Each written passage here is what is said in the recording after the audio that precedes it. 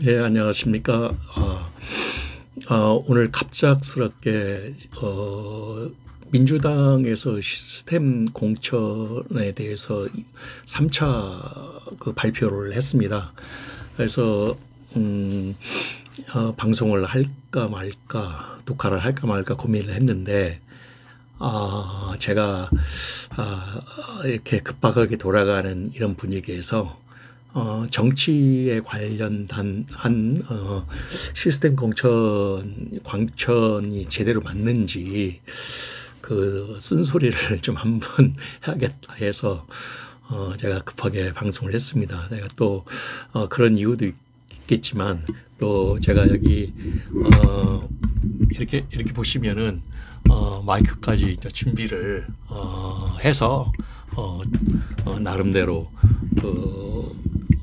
유튜브 쪽에 이렇게 방송을 꾸준히 하려고 나름대로 준비를 했습니다. 그래서 뭐 시험 방송이기도 하면서도 오늘 시스템 공천, 민주당 시스템 공천이 맞나, 그리고 민주당 후보 공천에 관해서 좀 얘기를 좀 하고, 조국 창당 준비위원회가 오늘 발표를 했는데 오늘 출범을 했습니다. 이 당이 저는 이 당에 대해서 개인적으로 조국이 그 청와대에 근무했을 때 대통령제를 상당히 주장을 했고, 그런데 최근에 헌법 개정을 논하면서 4년, 그러니까 8년이죠. 8년 대통령제를 얘기를 하는 거에 대해서 약간의 의구심을 좀 갖게 됐습니다. 그래서 조국 신당이 과연 대통령제를 계속 이어서 한다라고 하면 저는 지지를 할 겁니다. 이 당이 내각제를 하지 않는다는 조건에서 대통령제를 유지를 하게 된다면 저는 조국 신당을 직접적으로 지지하지는 못할 망정 간접적으로 저는 응원을 할 겁니다.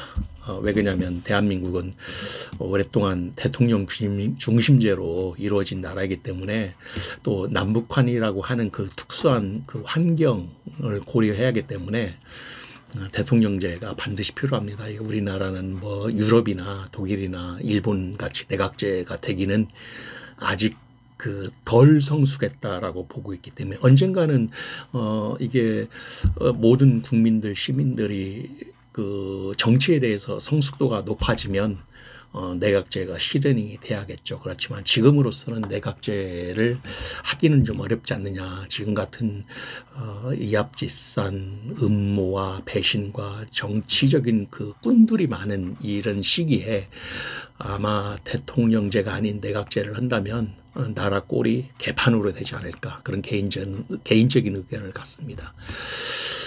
오늘 주제는 시스템 공천 맞냐, 또 민주당 후보 공천에 대해서 제가 한마디 쓴소리를 좀 하고요. 조국 신당, 이 당이 내각제를 하지 않는다면, 하지 않는다는 조건이면 저는 조국 신당을 응원할 것이다라는 입장을 저는 밝힙니다. 자, 먼저 그러면 오늘 3차 공천 심사 발표와 그 많은 민주당원들이 제가 알기로는 상당히 화가 난 걸로 알고 있습니다. 그리고 그 내용을 보니까 20%를 이상 그 김상진 의원을 이겼기 때문에 그 단수 공천을 아마 고민정 후보에게 했던 것 같습니다. 그렇지만 나머지 부응답 쪽의 그 비율이 30% 가까이가 됩니다. 그래서 사실 100% 다 이겼다고 할 수도 없고, 20%라는 부분과 그 격차는 30%라고 하는 무응답층이 있기 때문에 너무 이른 어떤 단수 공천이지 않았나. 또 가뜩이나 지금 친명이네, 친문이네라고 하는 그런 여러 가지 오해가 민주당 안에서도 지금 나와 있고, 또 최근에 조국의 신당 창당과 관련해서 그런 여러 가지 당의 어려운 그런 소위 말하자면 그 쪼개짐, 갈라치기라고 하는 그런 분열의 어떤 그 과정이 있는데, 지금 뭐 고민정 후보에 대해서 단수공천을 실행을 했다라는 것은 상당히 저도 아침에 차량을 이동하면서 차에서 제가 그 얘기를 오전에 점심 때인가요? 제가 그 얘기를 들었는데 상당히 충격적이었다. 논란이 많았겠다라는 홍익표 의원하고 고민정 의원이 단수공천을 했다라는 뭐 그에 반대되는 의견들은 또 민주당 내에서는 오히려 더 문파, 소위 말하는 친문 쪽의 입장을 배려를 했기 때문에 이런 불만이 나오지 않았을 것이다. 그러니까 후보 심사위원 쪽에서는 고민정 후보를 단수공천을 했기 때문에 오히려 더 어떤 불만을 잠재우지 않았나 그런 생각을 하는 긍정적인 부분도 있다라고 오히려 변명을 하더라고요. 그래서 저는 그거보다는 당원들이 실질 중심이 돼서 공천이 이루어져야 할 부분을 후보 심사위원, 후보 공천위원회가 어떻게 보면 단수공천이라는 부분을 가지고 이렇게 그동안에 말이 많았던 고민정 후보를 후보 공천, 단수공천에 했다라는 부분은 저로서도 좀 이해가 안 가는 부분이 있다. 왜 그러냐면은 고민정 후보는 비례로 출마해서 어떻게 보면 낙하산으로 와서 광진에 그 안착을 한 후보가 된 비례 의원이거든요. 근데 사실 추미애를 밀어내고 그 자리를 고민정 후보가 와서 했기 때문에 오히려 이번에만큼은 떳떳하게 그 1차 후보 그 경선을 통해서 본선 경쟁력을 더 길러야 하지 않느냐라고 하는 그런 우려와 염려가 있습니다. 물론 뭐 잘 할 것이라고 믿기는 한데 그동안의 고민정 후보가 당원들에게 비춰진 여러 가지 그런 그 실망, 우려 그런 부분에 대해서 상당히 당원들은 화가 단단히 났다는 것이죠. 또 제가 아까 식사하고 나서 일부 다른 유튜브를 몇 개를 모니터링을 했는데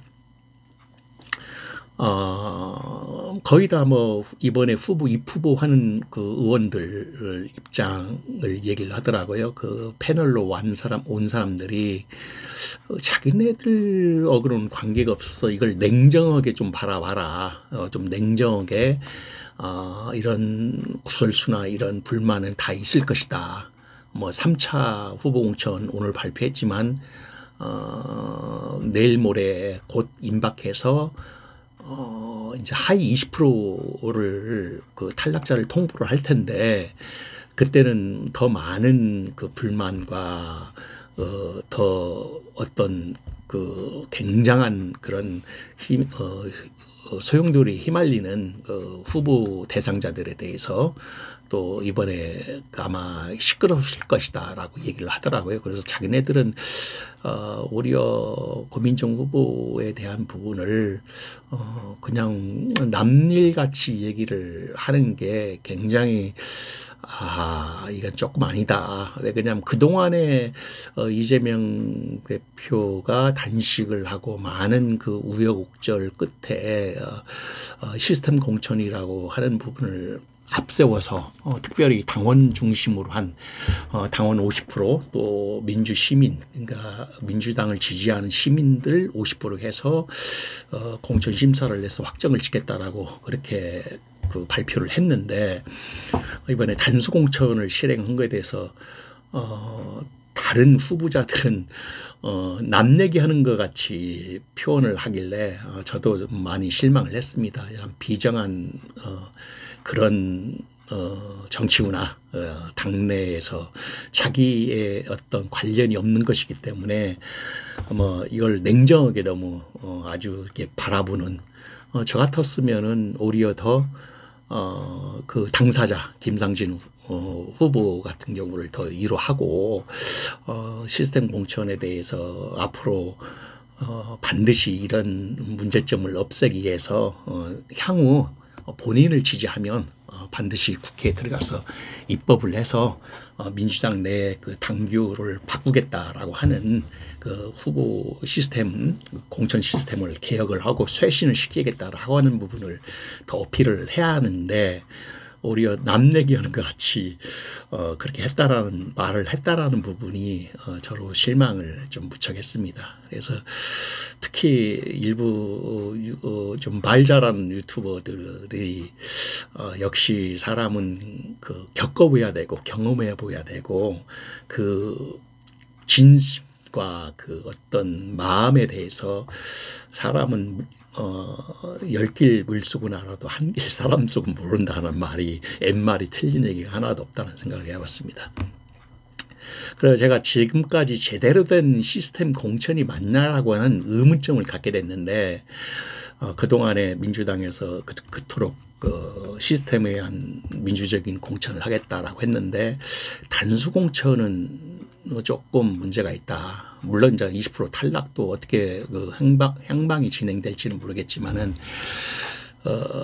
제가 판단해서 단수 공천은 전략적으로 좀 거물급들, 뭐 예를 들어 추미애라든가 그런 분들을 단수 공천으로서 상대 당의 그 거물과 싸우게 해서 압승을 이끌어내는 하나의 시너지 효과를 내는 것을 가져가야 하는데, 고민정 씨가 잘 할 수 있나? 그런 좀 불안감, 좀 이거 어떤 정략적인 그 친문을 배려를 너무 극도로 지나치게 하지 않았나, 그런 생각이 제 개인적으로는 들게 됐습니다. 사실 뭐 제가 고민정 씨를 싫어하는 게 아니라, 고민정 씨도 나름대로 앵커 출신이고 또 언론 기자 출신인데, 다만 이제 언론개혁법을 그렇게 찬성하지 않고 반대했던 부분에 대해서는 큰 오점으로 남겨져 있죠. 그래서 고민정 씨가 이번에 단수 공천을 받은 만큼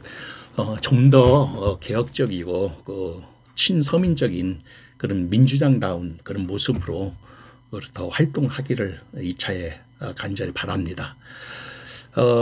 여론조사 응답이 30% 넘었다는 얘기를 제가 아까 했고요. 또 이제 민주당 하위 20% 통보가 거의 이제 임박했습니다. 그래서 아마 곧이어 내일 모레 그 탈락자들이 어떤 반응을 보이고 어떻게 이거에 대해서 행동을 옮길지 걱정이 좀 됩니다.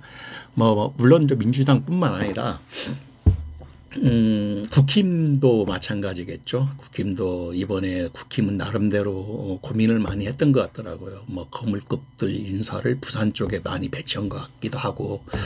그래서 국힘도 다른 얘기가 아니고, 국힘도 아마 개혁신당, 이준석의 개혁신당이 국힘에서도 그 떨어진 그 어떻게 보면 알곡, 그 이삭을 이삭 줍는 식으로 개혁신당에서 이렇게 수용을 하려고 했던 것이 아닌가. 근데 그게 이제 계획상 또 약간 틀어진 꼴이 된 모양이죠. 그래서 이번에 또 민주당 역시 오늘 창당준비위원회, 조국신당 그렇게 창당준비위원회 나왔는데, 아마 오늘 3차 공천 발표하는 날 공교롭게 이렇게 나왔습니다. 근데 앞으로 과연 공천 탈락자들이 조국신당에 대해서 어떻게 반응을 보이고 또 조의지를 어떻게 할 것인가, 그런 부분들이 굉장히 궁금점이 앞으로 남습니다. 과연 지금과 같은 환경에서 제 개인적으로는 이 정치는 자기의 어떤 그 당선, 오직 그 아까 제가 말씀드린 대로 남이야 어떻게 되든 간에 관계없이 오직 자기만 국회의원에 당선되겠다라고 하는, 어떻게 보면 철저한 이기주의적인 그런 입장을 가지고 있는 게 정치 또 의원들의 모습이거든요. 근데 하위 20% 통보를 받은 분들과 탈락자들 20% 탈락자들에 대한 이분들이 승복을 하고 또 어떻게 방향을 틀어서 새로운 정당, 이낙연 대표도 당연히 그쪽으로 갔겠죠. 아주 본 자존심 다 내팽개쳐 놓고 젊은 이준석 그 국힘당까지 그렇게 찾아가서 넙죽 엎드려서 악수할 정도 했으니까, 참 이 국회의원 배지라는 게 그렇게 무섭다라는 생각을 가져봅니다. 지금 같은 환경에서는 아마 이번 2월 말경에 김건희 특검법도 불투명하지 않을까, 제 개인 생각입니다만은 여당이나 야당이나 탈락자들이 과연 제대로 국회 의석의 표결에 참석을 하고 적극적인 그런 김건희 특검법을 통과를 시킬지도 의문입니다. 아직은 어떻게 보면 회기 말, 그러니까 국회의원에 지금 6월 되기 전에 4월 달까지는 상당히 이제 탈락자들이나 뭐 차기 이 4월 10일 총선에 포기한 자들은 뭐 이걸 과연 다 제대로 의사결정표를 표결에 참석을 해서 적극적으로 국힘이나 민주당 쪽에서 할 수 있을까? 그것도 하나의 또 다른 기술적인 부분이 또 이 양쪽 정당, 뭐 여당은 당연히 참여를 반대하는 쪽이겠죠. 야당은 탄핵할 수 있는, 아니 탄핵이 아니라 특검을 할 수 있는 그런 특검법 통과까지도 아마 고민을 심각하게 하지 않을까 생각을 해봅니다. 저는 굉장히 부정적으로, 네거티브적으로 2월 말에 통과되기가 그렇게 쉬운 건 아니지 않나, 이렇게 저는 판단을 지금 하고 있고요. 또 하나 제가 오늘 말씀드리고 싶은 것은 조국 창당 준비위원회에 대한 오늘 내용을 제가 발표하는 것을 좀 하나 쭉 들어봤습니다. 유튜브를 통해서 제가 들어봤는데 저도 과거에 어느 모당의 창당에 이제 관여를 좀 했었고, 뭐 지금은 다 손을 뗐지만 나름대로 이 아우르는 소위 이 정당에 대한 강령을 만드는 거에 있어서 굉장히 중요한 거거든요. 이 안에 당의 정체성, 주체성과 정체성과 방향을 제시하기 때문에 이 정당은 어떤 당의 정확한 색깔을 바탕으로 해서 그게 나가야 한다는 얘기죠. 근데 오늘 창당 준비위원회는 아직 그것까지는 발표는 안 했겠지만, 그래도 내용 안에서 검찰의 독재, 검찰을 뭐 이렇게 물리치는, 검찰에 대한 항거하는 그런 정당이라고 하는 그런 일반적인 모토는 있더라고요. 근데 자칫 좀 우려스러운 게 조국 가족에 대한 어떤 그런 부분들이 변색이 되지 않을까. 공당으로서의 말씀드리는 겁니다. 사당이 아니기 때문에 공당으로서 조국 가족에 대한 부분, 물론 검찰에서는 뭐 별건 조사, 소위 수건들을 뭐 한 건짜리를 뭐 여러 건을 쪼개서 기소를 하고, 또 이번에 이제 2심까지 어떤 결과가 나왔지 않습니까? 뭐 심리 불속행이라든가 또는 뭐 어떤 대법원 가서 어떻게 판결이 나올지는 모르겠어요. 근데 뭐 3심은 당연히 서류심, 그러니까 서면을 가지고 뭐 이유 불비라든가 내지는 어떤 증거 불충분이라든가 그런 어떤 요건에 대한 서면을 심사를 해서 대법원은 판결을 하기 때문에 실질적인 사실관계를 보지 않습니다. 그렇기 때문에 특별하게 대법원에서 심리 불속행 기각, 소위 다시 되돌려 보내는 그런 경우는 많이 없을 겁니다. 그래서 뭐 일말에는 또 어떤 학자는 조국 당사자를 2번으로 해서, 현행 정당법에 의해서 1번은 여성이기 때문에 뭐 노약자, 장애인, 2번을 조국으로 하고 1번을 조민, 딸을 1번으로 해가지고 승계를 해라라고 하는 좀 웃기지도 않은 얘기를 그렇게 하는데, 그렇게 하면은 완전히 사당이죠. 그래서 그런 부분들이 뭐 일말에는 있습니다. 근데 지금 조국 씨가 뭐 저하고 뭐 거의 뭐 같은 동년배의 어떤 그런 시대의 사람인데 안타까워요. 사실은 한 가족이 이렇게 일문제하에 참 멸족이 될 정도 너무 심한 고통을 받았는데, 그렇다고 해서 우리가 일반적인 서민들이 봤을 때는 조국에 대한 어떤 특혜, 기득권적인 부분들이 엄청난 그 일반 서민들은 실망을 했던 건 사실입니다. 일반 사람들은 저렇게 할 수 있을까? 거기에 따른 어떤 비하감. 그러니까 소위 말하자면은 우리 같은 사람들은 언감생심 생각지도 못할 수 있는 뭐 문서이죠, 사문서이죠라는 또 어떤 그런 부분들이 안타깝지만, 아마 감정에 더 국민들 여론은 그 당시에 굉장히 많이 그 공감하지 않았나, 조국 사태에 대해서, 그러니까 조국에 대해서. 근데 제가 염려하는 것은 조국이 어차피 윤석열 정부와 그 한거를 하고 싸우겠다라고 한 마당으로 신당을 차렸기 때문에 본인의 어떤 사적 감정은 이제는 공인으로서 다 내려놓아야 한다는 얘기입니다. 그러니까 사적인 감정은 다 져버리고 공당으로서, 공인으로서 공적인 그 이익을 위해서 시야를 더 크게 가지고 사적인 요소는 물론 본인 개인적으로는 아프고 힘들겠지만 이제는 공당으로서의 어떤 새로운 조국 신당으로서 나가야 하지 않느냐라는 생각을 가져보게 됩니다. 그 부분을 어제 저도 잠깐 자기 전에 그 어느 유튜브에서 추 장관의 이 얘기를 제가 잠깐 들었는데, 인용을 하면 추 장관의 역시 정확한 지적을 하더라고요. 그래서 본인이 또 추 장관이 직접 물어봤다고도 하고, 근데 뭐 그 차라리 비례나 어떤 타협을 해서 민주당과의 그 어떤 협상은 잘 되지는 않겠지만 그렇게 나왔으면 더 모양새가 낫지 않았나. 근데 새로운 정당을 출범하는 거에 대해서는 의견이 뭐 반반인데 분분한데, 저 개인적인 의견은 뭐 전체적인 프레임 틀에 의해서는 조금 이게 좀 나눠지는 모양새가 가지니까 조금 안타까웠습니다. 그래서 조국에 대해서는 그동안의 이미지가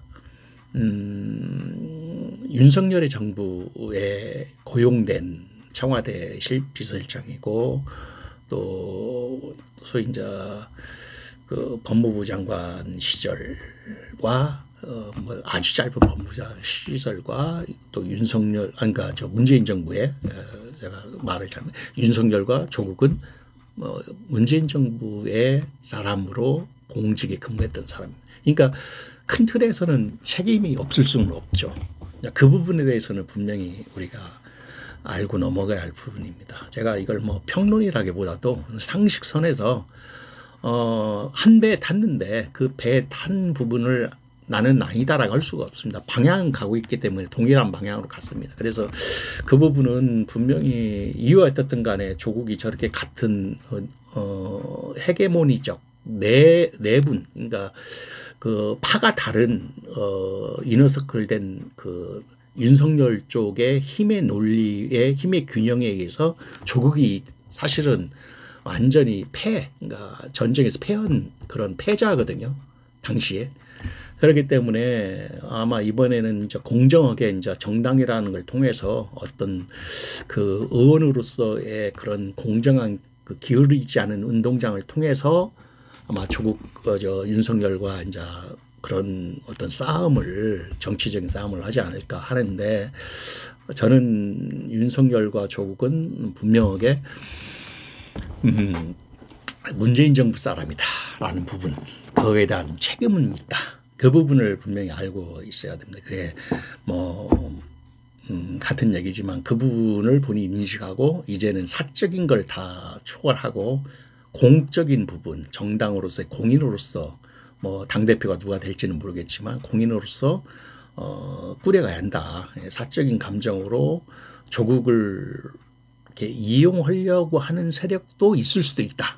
그러니까 뭐 저는 뭐 정확하게 뭐 그러지만 제 예측으로는 아마 조국의 어떤 그런 사적인 것도 당연히 이용하는 세력이 불순 세력이 있을 수 있다. 그러면 조국이 참 안타까운 모습으로 결과가 나오면 또 다른 조국의 아픔이 되는 거거든요. 그래서 제가 알기로는 조국이 서울대 법대 출신으로 나경원, 김진태, 또 조국, 또 제 아는 지인도 서울대 법대 같은 동년에 학창을 같은 동년에 서울대 법대를 나왔는데 저도 제 친구한테 물어보니까 조국이 굉장히 학구파였다고 그래요. 성실하고 착하고 그런 얘기를 들었을 때 조국에 대해서 개인적으로 좀 많이 안타깝다. 선비로서 또 학자로서 근데 오직 했으면 저렇게 정치에 뛰어들었을까 또 하는 모습이 조금 아쉬운 부분이 있습니다. 자, 개혁신당이 국힘 후보 공천자를 탈락자들 수용할 수 있을까? 저는 지금 현재 같은 개혁신당, 이준석 신당은 상당히 어렵다고 보고 있습니다. 왜 그러냐면은 이낙연 대표, 민주당, 소위 말하자면 민주당 쪽에 있는 대표가 가서 지금 가장 이준석 신당은 당의 정체성을 구체적으로 빨리 강령이나 비전과 어떤 목표 방향을 세부적인 과제들을 설정해서 만들어내는 게 중요한 겁니다. 지금 이제 미션, 목적, 목표, 방향, 어떤 정당으로서의 과제들, 추진 과제들, 또 어떤 그런 정당의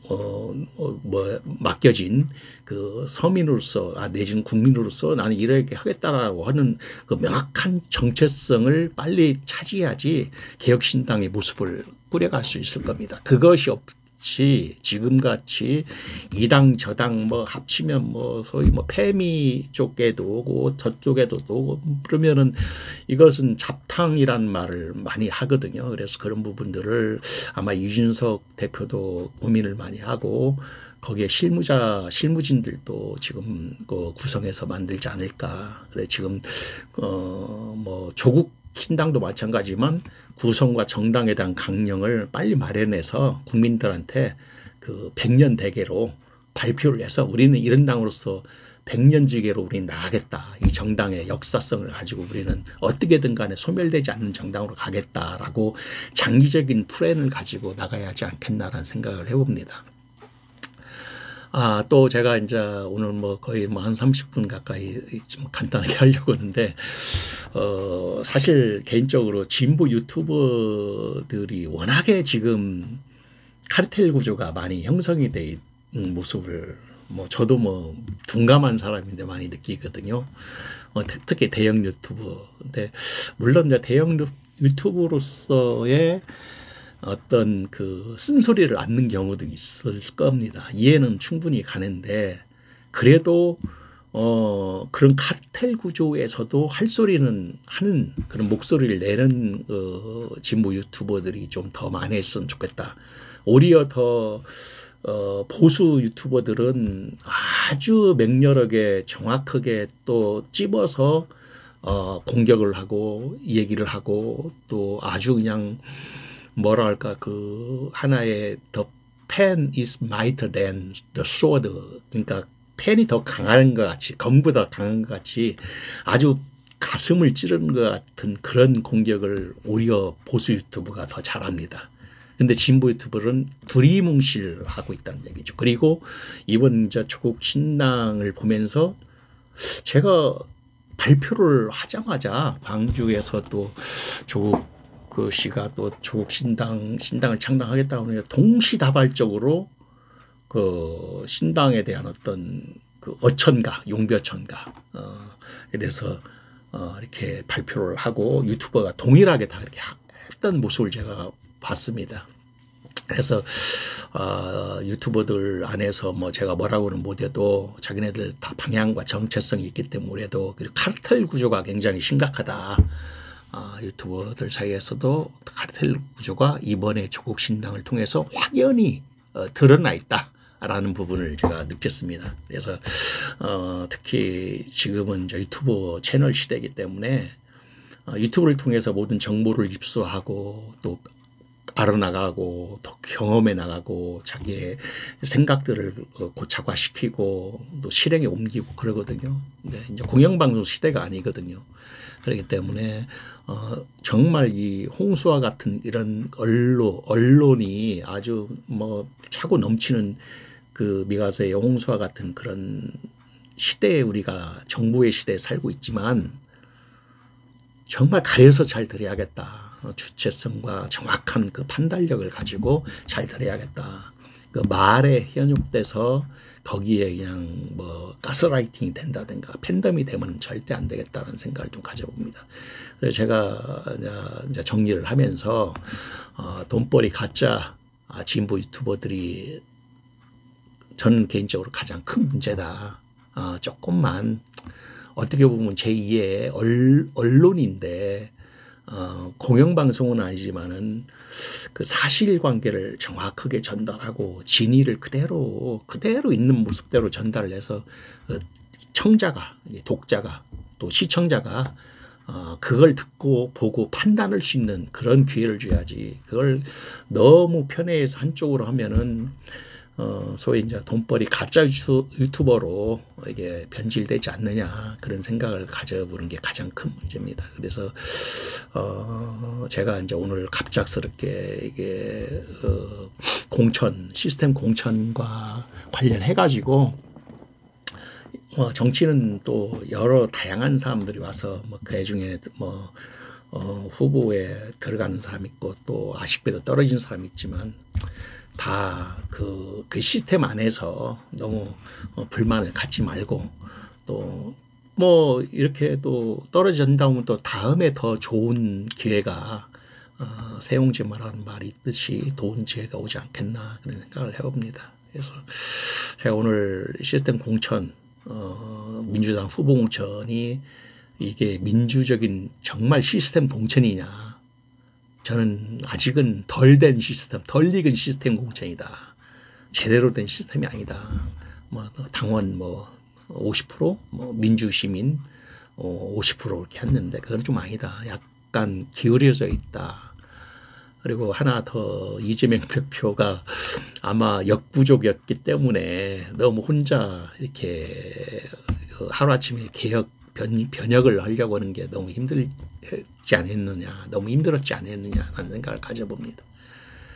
그래서 오늘 뭐 제가 두 가지 주제를 가지고 시스템 공천과 창당 준비위원회 또 내각제를 하지 않는다는 조건이면 저는 분명히 조국 신당을 응원할 것입니다. 근데 대통령제를 유지하고 내각제를 하지 않는다는 조건에서 이거 저는 분명히 약속드리고요.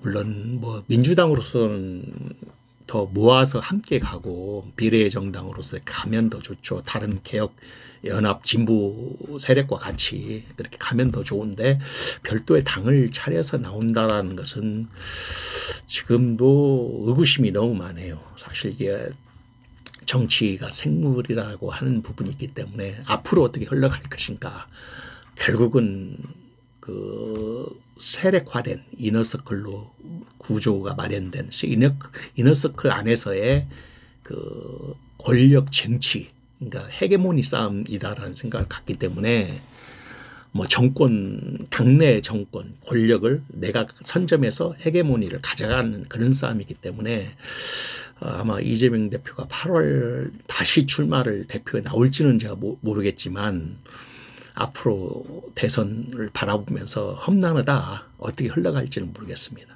그래서 지금 갑작스럽게 제가 오늘 녹화하고 유튜브에 제가 올리게 됐는데 여러분들 생각은 어떠신지 모르겠습니다. 그래서 밥 먹고 저녁 먹고 이렇게 저 생각을 몇 가지 좀 생각을 해서 정리해서 함께 이제 공유하고 나눠보자 하는 말. 답은 없습니다. 여러분들 생각 저하고 다 틀리기 때문에 다만 그 생각들을 공유하고 댓글 남겨주시고 구독 눌러주시고 해서 더 많은 생각들 견해들을 서로 공유하고 그 차이점들을 우리가 교집합으로 내 공통 분모도 있구나, 또 나와 다른 점이 있구나라는 걸 서로 공유하면서 뭐 이렇게 살아가는 게 민주적인 것이 아닌가. 나만 옳다라고 할 수도 없기 때문에 오늘 뭐 참 갑작스럽게 방송할까 말까 하다가 오늘 이렇게 이 마이크도 이렇게 준비를 하고 마이크 보이신가요? 마이크도 이렇게 준비도 하고 그래서 시험 방송 겸 한번 마이크를 켜봤습니다. 뭐 사실 제가 이제 좀 자리가 잡히고 구독자가 좀 늘어나고 뭐 1000명이 언제 될지는 몰라도 되면 저도 실방을 좀 할 날이 오겠죠. 그리고 제가 이번 주에는 제가 이제 거주하는 쪽에 아마 그 정당의 후보가 사무실 개소식을 한다고 통화를 이제 아까 했습니다. 그래서 제가 뭐 지금 밝힐 수는 없지만 뭐 저희 지역하고 아주 가깝기 때문에 제가 토요일 날 2시에 그 사무실 개소식에 참석을 하는 걸로 그렇게 약속을 했습니다. 그래서 한번 가보려고. 그래서 또 뭐 국힘이든 뭐 더불어민주당이든 뭐 진보 야당이든 저는 뭐 누구든지 만날 수가 있기 때문에 서로 좋은 의견들, 서로 간의 그런 견해 차이를 극복해 나가고 그렇게 하는 것이 저희 동막골 사람들의 가장 큰 취지이기 때문에 여러분들도 기탄 없이 서로 간의 의견들과 생각들을 함께 공유하고 함께 나누고 이렇게 해줬으면 고맙겠습니다. 오늘 방송 여기까지 마치고 다음에 또 더 좋은 주제를 가지고 아마 종교를 한번 다뤄야 하지 않을까. 역사나 종교 내지는 사회문화 쪽이 있는데 제 생각에는 종교 쪽을 먼저 다루고 그 다음에 이제 역사 쪽으로 한번 넘어갈까 합니다. 다음에 그러면 또 뵙겠습니다. 예, 감사합니다. 안녕히 계세요. 예.